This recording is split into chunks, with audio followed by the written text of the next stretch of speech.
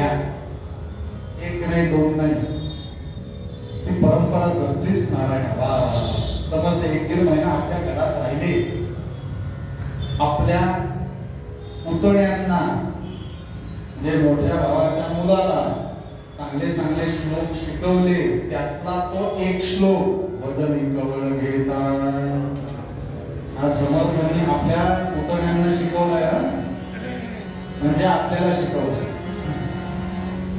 त्यांच्याशी काहीतरी नातं लावायला हवं ना, काका मामा आजोबा, आपल्याला शिकवलं.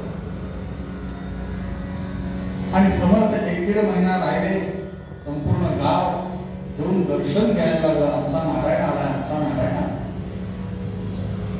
पण समर्थ म्हणाले राम कार्य करायचं असेल तर घरात बसून उपयोग नाही, या नमस्कारांना बळी पडता कामा नाही. इथे न थांबलेलं बरं.